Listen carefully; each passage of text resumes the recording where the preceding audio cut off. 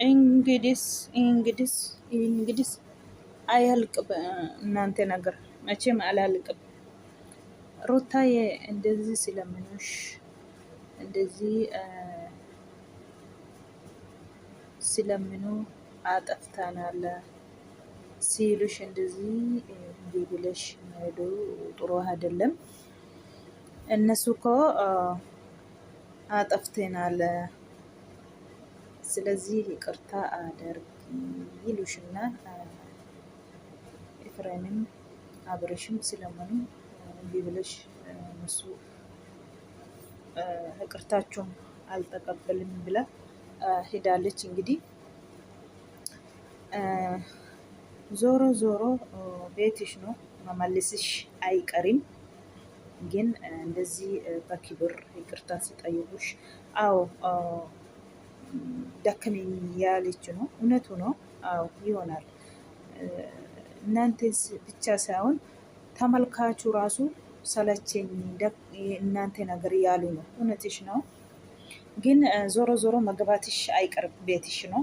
እንደዚህ እነሱ ደግሞ ስለምኑሽ አጥፍተናል ስለዚህ ይቅርታ አደርጊ አንድ እድል ኤፍሬም አንድ እድል ነው ያለ ነው የለምናት። አንድ እድል ስጪ አጥፍተናል ይቅርታ አደርጊ ብሎ ስለምኑ እሷ ደግሞ ይቅርታውን ተረግጣ አልፈለግም ብላ ከቤቱ ወጣለች። ከቤት መውጣቱ ትክክል አይደለም። አንደኛ አንቺ ውርኩስ ነሽ፣ ሁለተኛ ደግሞ ዞሮ ዞሮ መገባትሽ አይቀርም። ስለዚህ ቤትሽ ይሻላል። ሁሉም ነገር እኮ ችሎ ነው ሰው የምኖረው እንጂ እንደዚህ በሆኑም ቀላል ነው። ስለዚህ እነሱ ይቅርታ አንድ ሰው እኮ ያጠፋል። ጥፋቱን ደግሞ አውቆ አምኖ ይቅርታ አድርጊ አጠፍተናል ሲሉሽ ስለምንሽ አንቺ ደግሞ እምቢ አልሽ። ሰው አጠፋል እኮ አጠፍቶ ደግሞ ጥፋቱን አውቆ ይቅርታ ስጠይቅ ይቅርታችሁን ተቀብለሽ ቤትሽ ቁጭ አንቺ ይሄን አልፈልግም ብለ ዛሬ ትተሽ ወጣሽ። ነገስ እስከ መቼ ነው የሰው ቤት የምትቀመጥ? ወይስ አሁን ቤተሰቦቹ ጋር አልሄድሽም? ሌላ ነው ቦታ ነው ያለሽው? ወይ ጓደኞችሽ ጋር ወይም ደግሞ ቤት ክራ ወሰድሽ ነው ወይስ እንዴት ነገሩ? አንቺ ውርኩስ ሴት ደግሞ ሰው ያስፈልጋታል። ስለዚህ እንግዲህ ምን ይደረጋል? akkuma argitan kana ruttiyyeeni qodaa mana keessa fudhachuun dhufee jettee jirti kaleessa. Har'a ammoo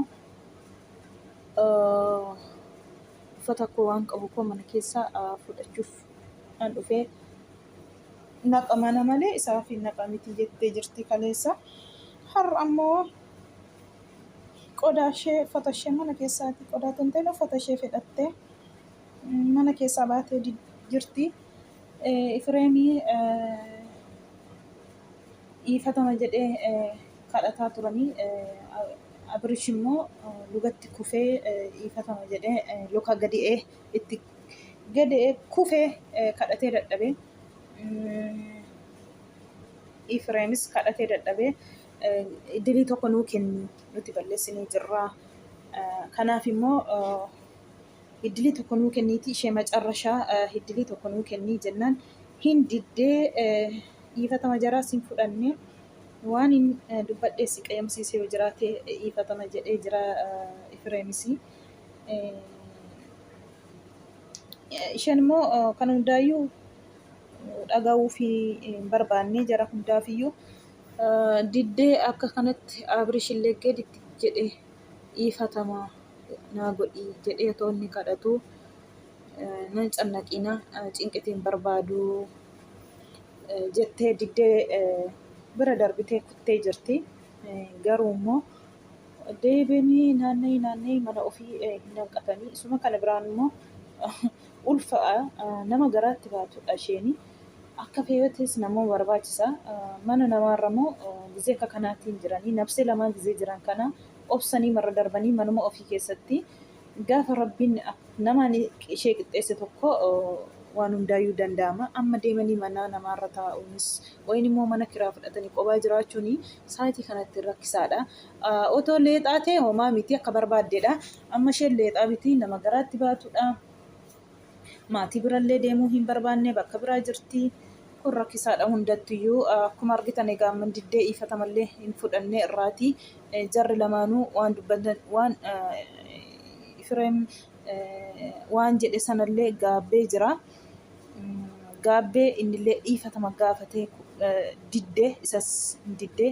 Abrish dhiifatama jedheera hin diddee. Hiddilii tokko nuu kenni macarrashaa jedhanii isas hin diddee. Hundaa hin fudhanne akka kanaan hunda jaraarrayyuu tarkaanfattee dhiifatama isaanii fudhanne baatee kuttee jirti. Baay'ee tokko nama gaddisiisa. Gizee hunda natti ta'ee gizee hunda gizeen himadhu narraatii fudhachuu diddee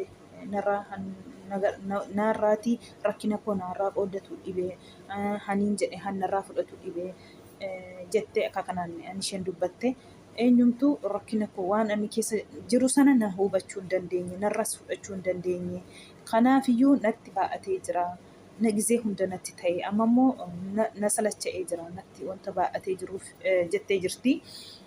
Baay'ee tokko nama gaddisiisaa dhugumadha. Nama salacha'allee garuu immoo otuma nama salacha'uyyuu nama nafsee lamaan jiru mana ofii keessa ba'uu jechuun rakkisaadha. Otoo leexaatee akka barbaaddeedha. Nafsee lamaan mana gadhiisanii ba'uun tikiikilii miti. Garuu han abbaan irra beeku budaadha jedhani Oromoon mammaaska.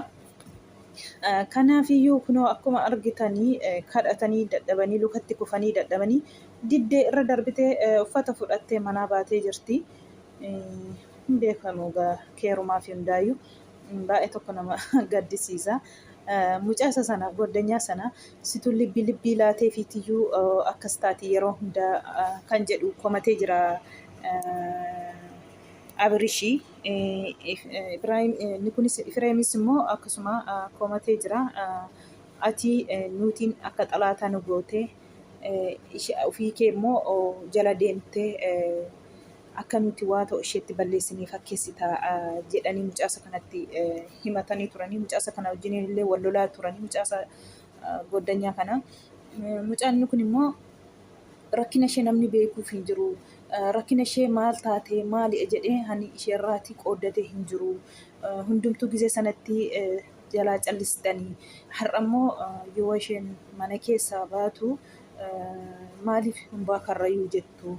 Yoo isheen sin bira jirtu yoo isheen sin kadhatte siniin waan jiru hundaa natti himaa jette hunda keessanittuu yeroo sana waan hin taane jettanii deemi. Gizee hunda si kadhannee dadhabnee dhiisi haa deemtu jettee kan jedhani Ifreemiini. Har'a immoo maal argiteeti kan jedhan mucaa sana wajjin gadda kana wal lolaa turanii jechuudha. Ammallee mucaa sanatu faanarra jira ishee wajjiniini. Abrish faammoo hin jaallanne mucaa kana gizee hunda mucaa kanatu duuba ishee jira. Abrish akka jedhetti asin jira jetti garuu waan as jirtu fiti sa'aatii 3 olii fudhatee jira haniin dhufaa jira manaa bayira jettu biyya agalteettitee hin beeku garuu kan jettu as keessa jira jetti Finfinnee keessa. Amma sa'aatii 3 fudhateera hunda ta'eef biyya jirti natti fakkaataa jedhee viidiyoo irratti kaleessamoo gadda dubbataa jira. Isheen kan jette ani biyya hin galle asuma jira jettee himtee jirti. Goddanyoota biras ta'uu mala hin beekamu. Kanaafiyyuu yeroo hunda kana balleessaan Abrishii tidaarii tokko qabanii jiranii tidaarii ofiitti otoo jiranii waan dura dhiisanii waan dura biraa walirraatii gargar ba'anii deeman tokkotti itti deebanii gizee haasofsiisanii ittiin waan hunda jedhanii kuni silaa hin barbaachisu ture. Balleessaan isaas kanadha. Ishee tokkos akkas ture. Ammas ishee kanas akkas ture. Gizee hunda kana gizee deddeebamu immoo dhugaa rabbii garaanis nama citaa. Inni isheen jechaa jirtu amma kanaafi garuu immoo nama garaatti baattee eddee maatii bira dhaquufis hin barbaachisu ture sila. Maaliif sargii maatii biratti illee hin godhanne hin godhatan Dubaayii keessattidha. Baay'ee tokko ulfaata wallaahi laazim. akkasiin diddee dhiifatama sirraa fudhannee mircaa ishee maraxattee kan na baasu mana kanaa bahee akkasumatti jiraachuudha jettee manallee dhiistee fi baatee jirti. Baay'ee tokko nama gaddisiisa. Silaa akkasumatti obsaatiin irra darbitee amma rabbiin namatti ishee dabalu eeggatti turte silaa. Amma akka leexaa miti fiiganii bakka barbaade gaanii akka barbaade dubbachuun akka barbaade jechuun amma rabbiin gargar namatti nama dabaluutti jechuudha. Isheen immoo diddee kun akkuma argitanii dhiifatama barbaadu si'oomas hin barbaadu.